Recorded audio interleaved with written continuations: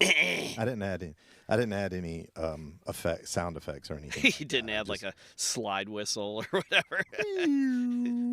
Yeah, like Theremin or whatever. Yeah, wagga wagga wagga.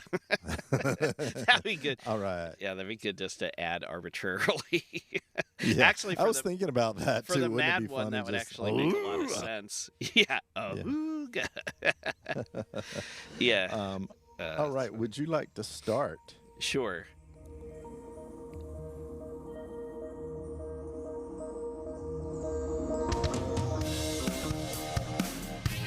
Hey everyone, it's Elliot. And Todd, welcome to Two Designers Walk Into a Bar, an ongoing conversation about pop culture and iconic design.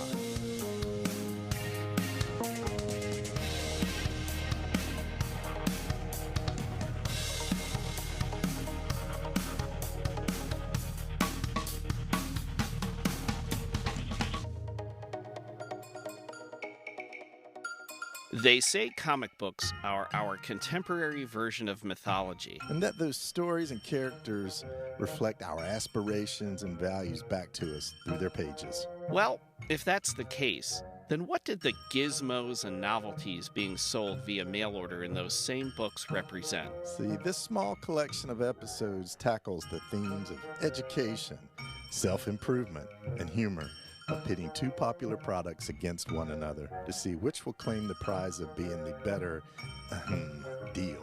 So sneak one of your dad's beers from the garage, dig out the quarters in your piggy bank, and join our conversation as we welcome you back to the bar. All right, Ellie, have you heard that Ben Franklin once said, an investment in knowledge pays the best interest? That sounds familiar, but I'm more well acquainted with his other quote, don't believe 90% of what you hear on a podcast. Well, that one's probably more accurate anyway. In the spirit of the first sentiment, we're going to discuss two educational products that were found in the pages of comic books for literally decades. Oh, yeah. So today we're pitting two family favorites against one another. Sea monkeys versus the ant farm. Oh, yeah. So buckle up. We're about to learn a thing or two. All right, Todd, speaking of learning a thing or two, Yes? I'm going to hit you with a word that you probably never heard before, and I'm going to ask you if you know what this word means. Are you ready? Okay. All right. All right. Formicarium. Formicarium? Oh, okay, I'll spell it. Okay? Well, can you use it in a sentence? Todd doesn't know what formicarium means. That is a good one. Okay.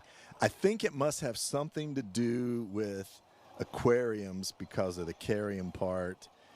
My guess is, since it's a difficult word that no one's ever heard of, it probably has something to do with researching things in an aquarium. Eh? Yeah, you're dancing around it, absolutely. Oh, okay. All right. What is it? Yeah. In fact, it's just a really fancy name for what later became known as an ant farm. Oh, I got it. Yeah. Ant farm is so much easier to market. It is. Well, especially because the formicarium was from across the pond. It was originally a French word, you see. A French scientific word. Yeah. Yeah, enchanté. Okay. So let me give you a little bit of background on the ant farm beyond its rather prestigious beginnings in Western Europe. Okay. So in the late 1800s, there was a French entomologist named Charles Genet, Janet, and he decided to take his formicarium and exhibit it in Paris at the Exposition Universelle in the year 1900. All right? That sounded so beautiful the way you said that. Well, thank you. 2 years of high school French coming back, paying dividends right now. And I do know what an entomologist is. That's a person that studies bugs, right? Yeah, exactly. Okay. Exactly. All right. Just as anyone listening knows that you're bugging me right now when I'm trying to teach you something. Okay. I need to stop being an entomologist and leave you alone. That's right. He's a lip-flapping entomologist. Genet's invention actually got him a chevalier or knighthood title Ooh, stop. in France's Legion of Honor, right? So this is good, right? This guy brings an ant farm. It's 1900, brings an ant farm, shows it to the world. Boom, right? However, being an entomologist, he wasn't the best businessman. So he never applied for any kind of patent, and he never really attempted to market his invention. Because he saw it as something scientific. Right. You know, it was really more of a curiosity, or for him, something that would exist in his lab. Okay, so he never thought he would sell these in any way. Yeah. Okay. He invented it, quote unquote, in terms of bringing the ant farm into the world, so to speak. But obviously, it's not how the ant farm got into the back of comic books. Okay. I'm not sure how many comic books this guy ever read. That's right, because he was a chevalier. I'm not sure you can be a chevalier and then read about Le Batman. I'm not sure yeah, that's... I think you're right on that. Yeah, I think there's a hard and fast rule in France. Uh-huh. But don't quote me on that. I haven't looked up all the requirements. So there's a gap here, right? Yeah, because we yeah, know about yeah, ant yeah, farms. yeah. What happened? Okay, so let's jump ahead a few years to 1929. So we're popping ahead almost 3 decades. And we will cross back over the pond to our side of the pond here in the States. And there's a guy named Frank Eugene Austin. Okay? Mm-hmm. He was also a scientist. He was an inventor, and he was an engineering professor at Dartmouth College. I've heard of that. You mean college?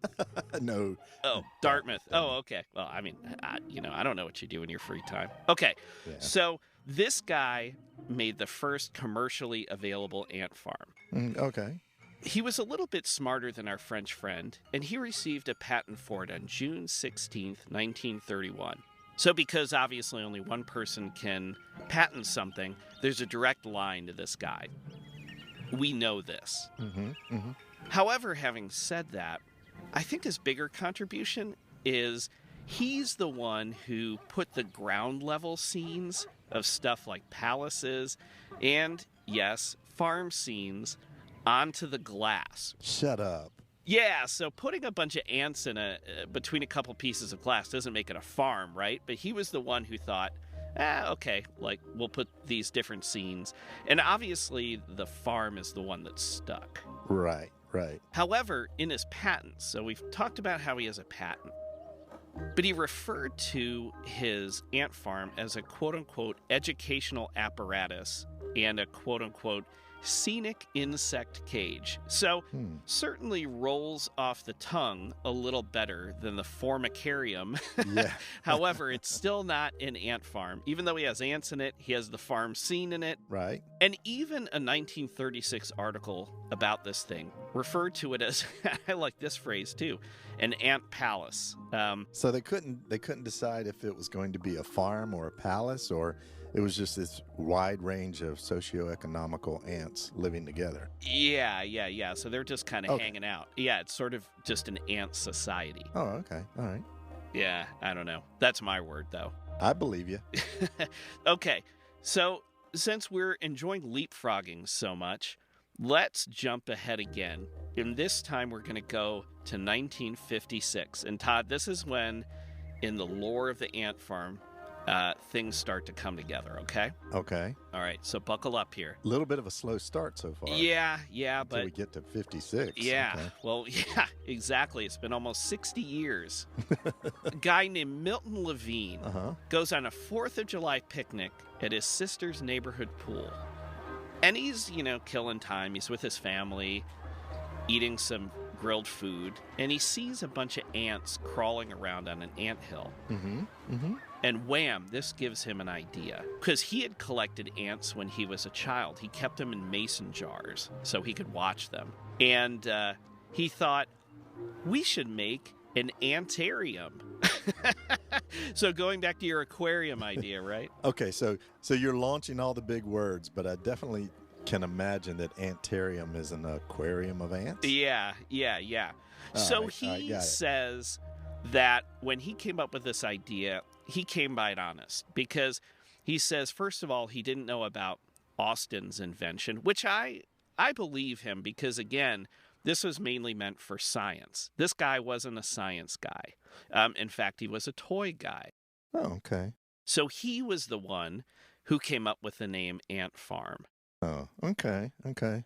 That's how we got to know what it is today. Hey, can I ask you a real quick question about him? Of course. And you may be getting to this, so apologies, but is that the same Milton as Uncle Milton? Yes. Yes. We will. Yeah, we're going to. Shit's starting to fall together now. Yeah. Yeah. All the pieces are falling into place. Okay, we're going to get to all that. We're going to get to all that. Okay. Please continue. He came by this idea honest. Like I said, he had a background in toys. So after returning from World War II, he forms a partnership with his brother-in-law in 1946. Mm-hmm. They were looking around at what was going on in the world, and we've talked about this before if you've listened to our episodes on the Beats or listened to some of our episodes on pop art. They figured out the baby boom was happening. Mm-hmm. All the returning GIs. And what the little kids like? They like toys. That's right. So they thought, hey, let's start up a toy company, right? Okay. And Todd, as they said in The Graduate, the future was what? Plastics. Absolutely. Plastics. So now we're starting to get to how the ant farm came to be what we know it as today. Oh, okay. Plastics. Well, who's going to make this thing? These guys are toy guys. They're not plastics guys. However, they found the company that made all the plastic prizes for Cracker Jack. Whoa. How cool would that be? Yeah. So that was a company called Nosco, Nosco, Plastics. Uh-huh. So have you ever heard of, speaking of dubious toys advertised in comic books, do you remember the ad, 100 toy soldiers for $1? Do you remember that ad? Of course. Yeah, you got to get 100 because you melt them with firecrackers and things like that. These guys are the ones who invented that. What? Yeah. So they invented, Milton had Nosco make the 100 toy soldiers for $1. Mm-hmm. So these guys have a track record. So he's figuring out how to make plastic toys on the cheap. He's figuring out how to advertise them through comic books. Okay, Todd, I'm also going to give you some other famous toys that this same... I don't want to use... We'll use the word visionary. I don't want to use genius. Okay, But this guy was looking down the road and figured some things out. You've probably heard of the potato gun. Of course. Yep. Do you remember when you could buy toy shrunken heads? Oh, yeah. They obviously decoration. You hung them from your mirror or something, right? Yeah, kind of like fuzzy dice. And then do you remember yeah. balloon animals? When you get balloon animals? So these guys invented all of those things prior to bringing the ant farm to market. Wow. So they have a track record. So they figured some things out, right? Mm-hmm. So unlike the one guy who never got a patent for it, the other guy who did get the patent for it but then never decided to market it, Mm-hmm. these guys were hitting the ground running with the ant farm, right? So thank goodness for 4th of July picnics. That's right. Okay, so back to the ant farm itself. So we have some pictures of ant farms on our episode page for anybody who when we just use that phrase, it doesn't immediately pop in your head what it is. The green plastic base, the clear top, the green horizon line with the farm scene and all this sort of thing. Mm-hmm. The original ant farms were sold for $1.29. And Todd, if you know anything, and listeners, if you know anything, I always try to figure out what that means in today's dollars. Okay. Is it a bargain? Like, was $1.29 a bargain? Right.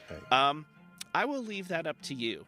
That would be about $14.56 today. Wow. I mean, I think that was pretty good. Yeah, maybe. I don't know if I would buy an ant farm for that much, but I may have had the experience of it being cheaper. So no, I mean, my experience is jaded. Yeah.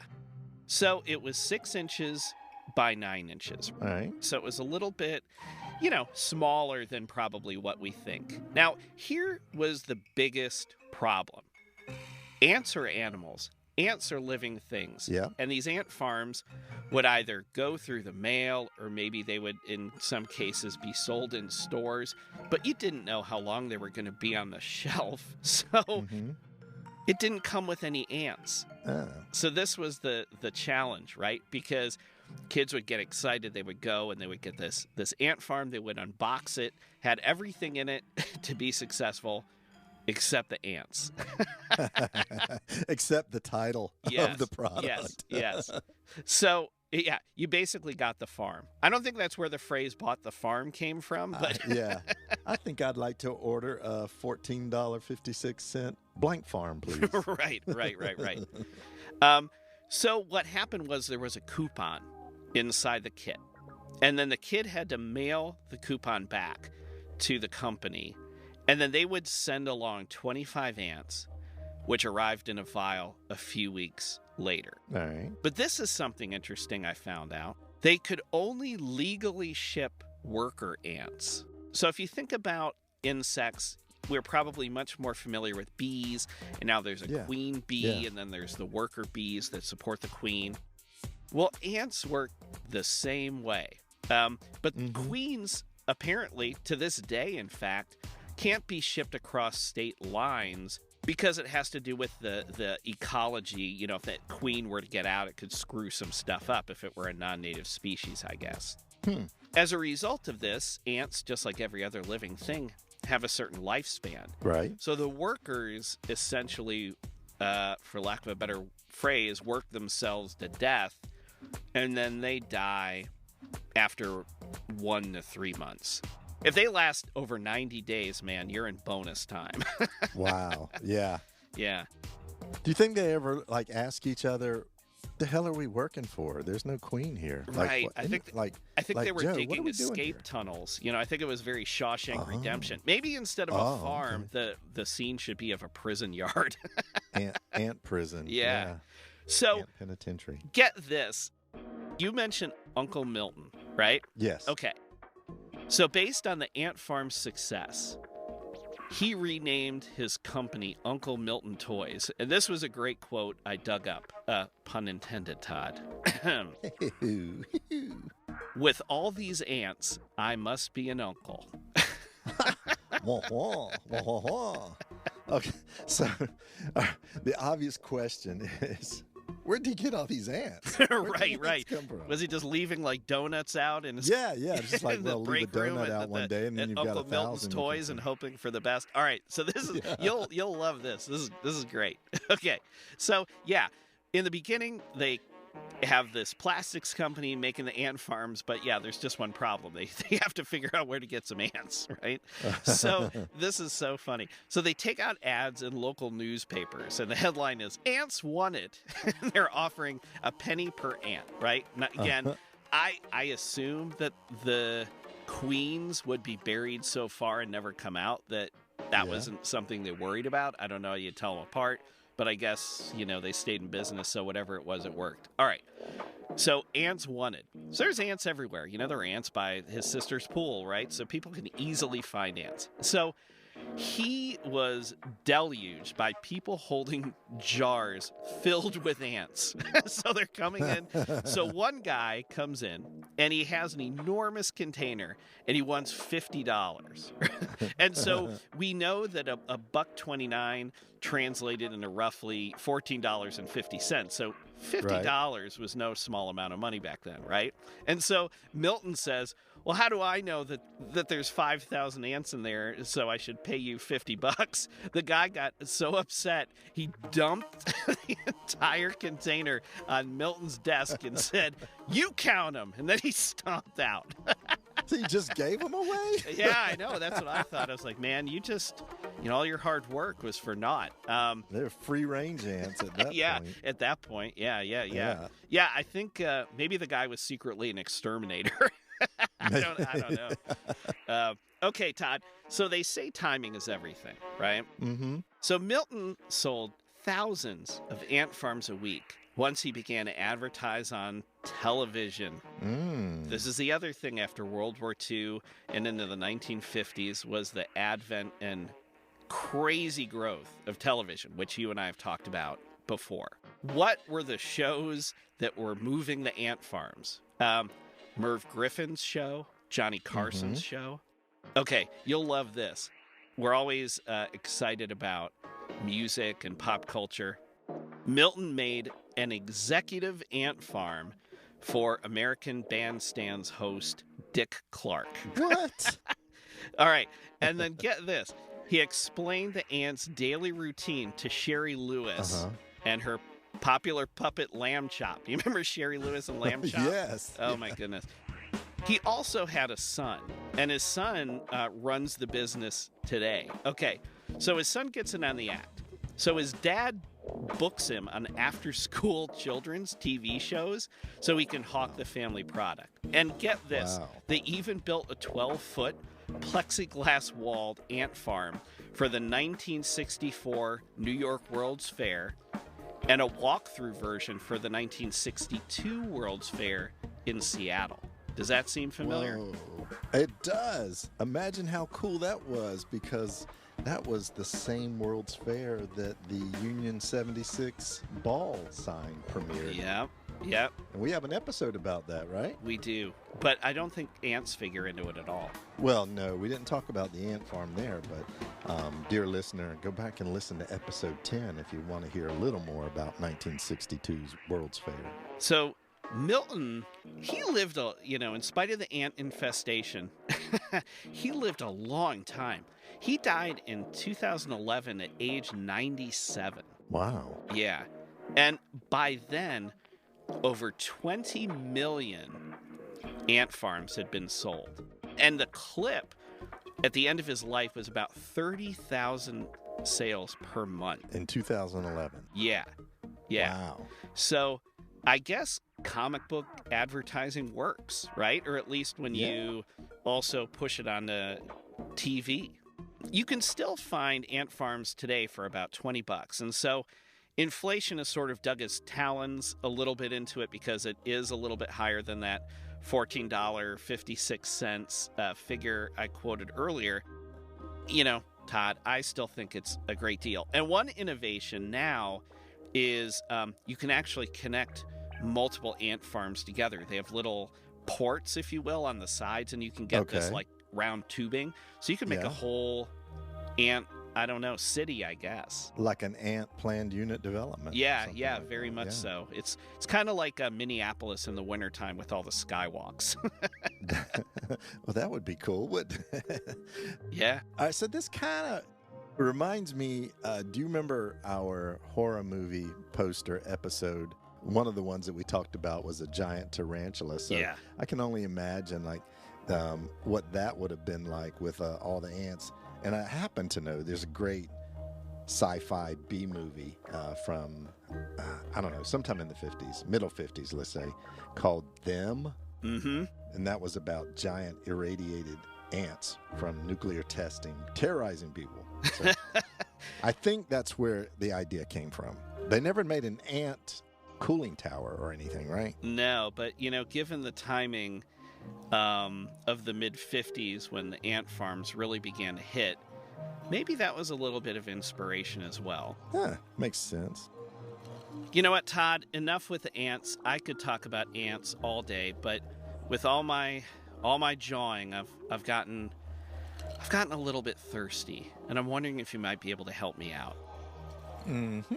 Okay, something sweet and fruity that maybe our insect friends might enjoy. It's like you're reading my mind. What a complicated book that is. We can come back in just a minute and learn a ton about everybody's favorite pet besides ants. I would say they're even smaller than ants, maybe. They are, Sea monkeys. All right, we'll be right back.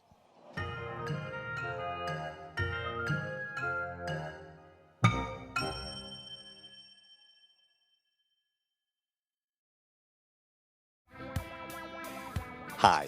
We want to take a moment to mention that if you're enjoying this episode, we have an archive of topics ranging from the Olympics to movie posters, Think Ghostbusters, iconic images, Think Bigfoot, punk music, The Ramones, Saturday morning cartoons, The Pink Panther, and failed products like OK Soda. Visit our website at twodesignerswalkintoabar.com for full episode notes and visuals, the latest blog content, and to sign up for our newsletter. Follow us on social media. We can be found on Facebook, Instagram, Twitter, LinkedIn, and YouTube. Find the links on our website or search using the phrase Two Designers Walk Into a Bar. Most importantly, leave a review on Apple Podcasts. It helps more people like you find podcasts like this. And tell a friend about us. Send them a link to our podcast from your listening platform of choice. And if you're inclined, buy our merchandise. Stickers, coasters, magnets, t-shirts. We're designers. We make good stuff, and it helps support the show. Get in touch. Use the contact form on our website or send an email to hello@twodesignerswalkintoabar.com. We read every message we get. Honest. And we're available for speaking gigs. Email us to learn more. Okay, now, back to the bar.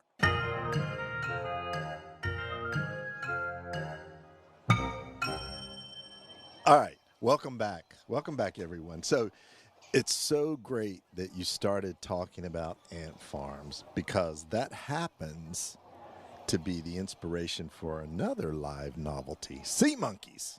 Oh boy. Yeah, what one person can invent, another person can, quote unquote, be inspired by, shall we say. Right.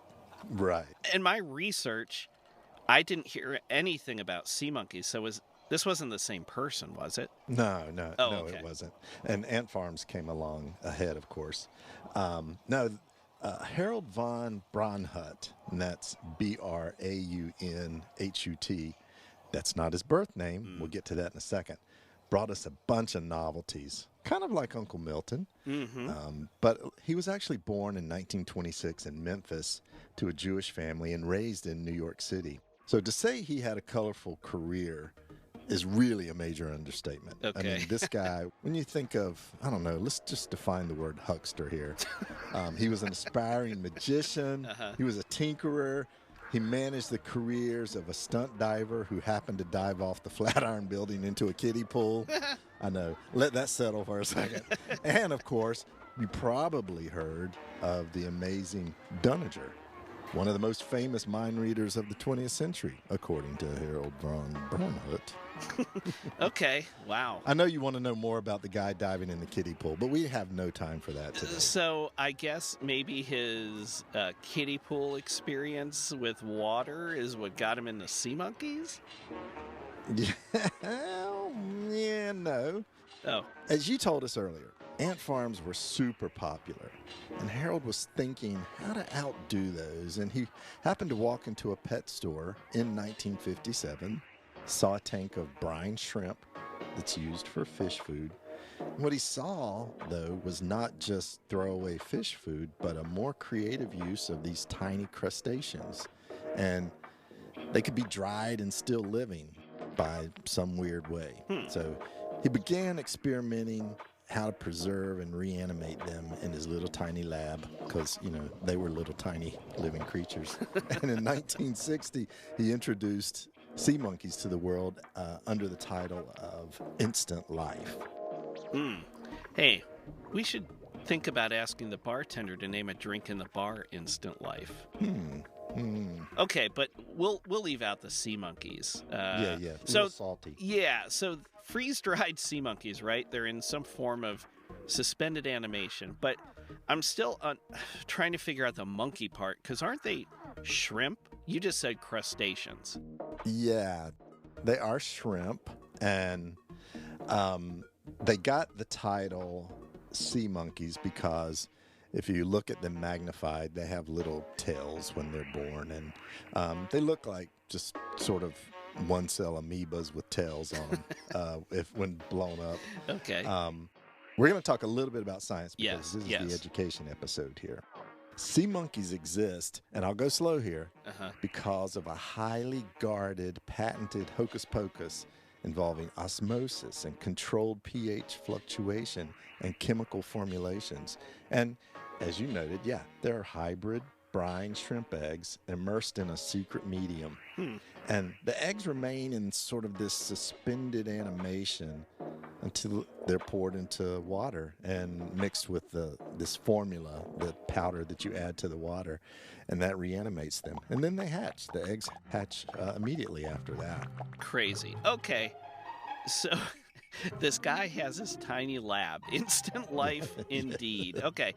So it doesn't sound like with the ant farm, you sort of had the idea passed through the hands of a couple people who are legitimate scientists. Right. So how did von Braunhut figure this out? What insight did he have? Okay.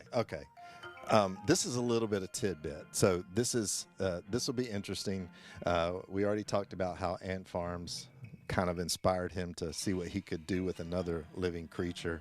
So actually, we wouldn't be sitting here in the bar talking about sea monkeys if it wasn't for super balls and hula hoops and frisbees. You know why? Oh, so this guy, just like our friend Uncle Milton, he had a little bit of a track record in the toy space, it sounds like. Well, no, he had nothing to do with those world-renowned toys. Okay. So back in 1962, Whammo was the 800-pound gorilla in the toy space. And it was because of success with the products like the Frisbee and the Super Ball and the hula hoop. So thinking that they had nailed the next massive toy hit, they introduced this thing called instant fish. Okay. And these were tiny killifish that they discovered in Africa. They could survive without water for like long periods of time. And then when water is added, they're reanimated and hatch. And they grow into a full-blown fish, not a, microscopic bug-looking thing. You're throwing a lot of animals at me. Killfish, 800-pound gorilla. A little bit of a size issue here. 800-pound gorillas did not hatch after you poured water on them.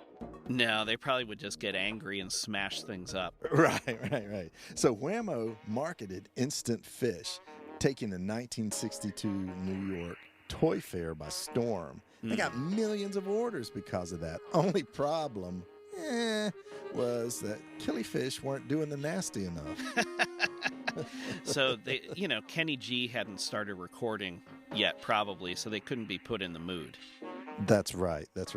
So the problem is Whammo couldn't get enough eggs in a fast enough time to match the demand, and they had to end up issuing millions of dollars in refunds. They didn't have a guy coming in with 5,000 eggs, dumping them on someone's desk. And he's like, counting them shrimps. That's right.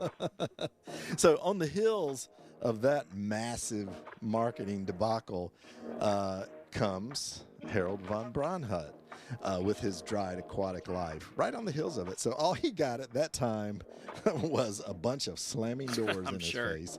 No retailer wanted to touch a product that involved instant life anymore. So he decided to market the product direct to kids. And that was how he came across putting it into the back of comic books. Yeah, so without the disappointing instant fish, we wouldn't know about these ads, really. He's smart, right? Yeah. So if the parents remember this, just leapfrog the parents and go directly to the kids. The kids don't know about the instant life thing. All they know is they want fun things like sea monkeys. Yeah. They want little toy things. Yeah. And so, as you already pointed out, they're tiny little baby brine shrimp, and they grow. They have kind of a fragile life, but they can grow. I actually had sea monkeys that lived for 2 years, and the only thing that took them out was being dumped down the toilet. So wow. They do grow. Yeah. So okay, and I think what is most well known, these things were represented in these great comic book ads. Oh yeah, right. These little flecks. These little tiny things that you could start to see, they required some imagination to actually sort of build the mythology around sea monkeys. And luckily, the folks at Sea Monkey HQ gave us these great ads. So to read one, it says, ahem, enter the wonderful world of amazing live sea monkeys and so eager to please, they can even be trained. So, Whoa. Hold on. Pump the brakes for a second. okay. How can these things be trained? Well, they follow light. So you could have a flashlight and they would be like, what's that, a flashlight? I mean, I don't know if they really said that, but they just went to the light. Oh, yeah, you didn't have little, like, bubbles that made little sounds when they hit the surface? Okay. Yeah. So, yeah. Trained, I think that's a little bit of a stretch. Yeah, I mean, I think we would all agree that these great sea monkey ads, they were all a little bit of a stretch in the representation. You know, as just, I'm sure everyone has seen, but to recall, they were like these bulbous belly, kind of putty colored, like silly putty colored, actually. They had 3 prongs on their heads. And of course, Mom, sea monkey, she had blonde hair and she wore makeup because she was fancy. And then they would play catch and leapfrog and just, you know, frolic around. Yeah. So they sounded like the Kennedy family of the underwater realm, I guess. I don't know. Yeah, that's right. That's what they did. Of course, the real sea monkeys look nothing like that because you know, kids were using their imagination and being fed these drawings. And one of my favorite things that I saw, and we're going to post this on one of the ads, they even used this life drawing. I say that in quotation marks, of course. The copy reads, "Here's proof they're real. Life drawings made from actual photos." And it was like a bug-looking thing, right? That was, you know, that was gigantic in the drawing but it was authentic because someone drew it. It's kind of like the courtroom sketch of animal drawings or something. Yes, yeah, that's exactly what it was. That's exactly what it was. Okay, so it's an illustration. These kids are being asked to use their imagination in multiple ways, apparently. So, maybe fact-based, but also probably a little misleading, right? Well, yeah. I think misleading is generous. And speaking of, this is where the story gets a little bit of drama. If this were Law and Order, there would be that dum-dum music. Okay, this is the twist. So, yeah, we're not going to hang on this very much because I don't want to talk about it. But anyway, let me just give you a real quick backstory. Harold Bronhut, he had actually added the Von to his name in the 1950s. You know, I said he was born into a Jewish family. Yeah. And he did that to distance himself from his Jewish family and unfortunately align himself with white supremacist groups like the Aryan Nations and even buying weapons for the Klan. So how's that a turn? Yikes. Yeah, slightly less bubbly, shall we say, than the Sea Monkeys. Okay, so did he admit to this? Like, how did you find out this information? Okay, so there's a lot online, and there's just way too much to unravel here. And there's plenty of evidence. He denied it, but there's plenty of evidence. And the proof goes so deep and dark. We'll post some articles for our readers to decide, but it's just crazy that this is the same guy that sold billions of these tiny little, you know, creatures, these tiny little shrimp, and that brought joy to so many generations, that generated the fan sites of sea monkeys. There was even a television series in the 80s, I think, late 80s, of sea monkeys. And here's an interesting little, you know, how you're going to tie some pop culture things together. Okay. One of the stars of the TV series, a guy that played one of the 3 sea monkeys on the show, it was a guy named Sean Whalen. And the name may not sound familiar. He's an actor, and he actually, do you remember the Got Milk ad? The Aaron Burr, the very first one that captivated everybody? Yeah, the guy was eating peanut butter and no one could understand him. Yeah. So that was Sean Whalen, who was eating peanut butter and kept going, couldn't answer the call. So yeah, so many things. He had a career after the Sea Monkeys TV show, for instance. How about that? All the milk you could drink. That's right. So in addition, There were action figures, which I'll post pictures of on the episode page. There was even a video game. And check this out. Even astronaut John Glenn took 400 million sea monkeys into space with him in 1998. About that. I bet they didn't set those free up there either. So did someone just sneak those into his luggage, or did he do it on purpose as a science experiment? I don't think you can hide 400 million sea monkeys, can you?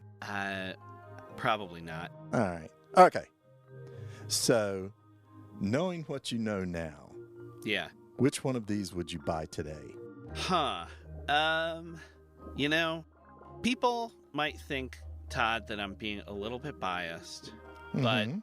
I don't have firsthand knowledge of sea monkeys. My brother had them. I did not have them. And yeah, I remember them fluttering around, and it kind of became a little bit of almost like a water-filled paperweight. Yeah. There wasn't a lot basically going on, right? You really needed a magnifying glass, and the water was always like murky and a little bit cloudy and stuff. Like it Right, was never, because the shrimp would be in there, and then you had to feed them and stuff occasionally, didn't you? And there's shrimp poop floating around. Yeah. Sea monkey So poop. it really took a lot of work. Whereas something like an ant farm, you could kind of see what was going on much more easily. And also there was, the farm scene. There was no like monkey bars or anything for the sea monkeys to play on. So I think in the grand scheme of things, I'm gonna stick with the ant farm. Because I can always get more ants. I can always find more ants. Right. After that 90 days, I'll just go to a picnic or something, or drop a candy bar or something, and boom, I can get all the ants I want. Yeah, there you go. It's that's the gift that keeps on giving. You can't just go into the ocean and get a cup full of baby sea monkeys, right? Right. Well, what about you? Well, so I've had both because I was super wealthy, so I could afford Right. both an ant Your farm animal kingdom portfolio. I was, yeah. I kept exotic animals. And, I enjoyed both. Actually, sea monkeys lasted longer, as you noted. But knowing what I know about the inventor, I just don't think I would buy them now. I enjoy both, but I think I would err on the same side as you. I would go with the ant farm, because it's still fascinating to watch and practical, as you said. You can find more ants. But sea monkeys are cool.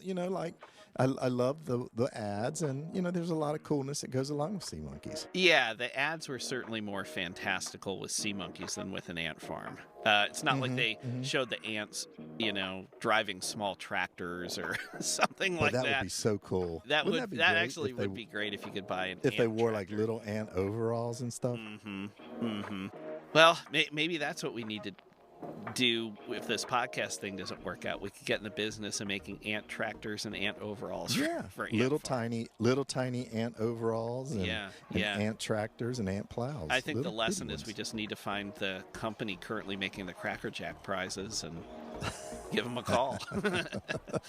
Well, speaking There you go. of Great idea. communication, giving someone a call or writing someone an email, listeners, we would love to know which choice you would prefer.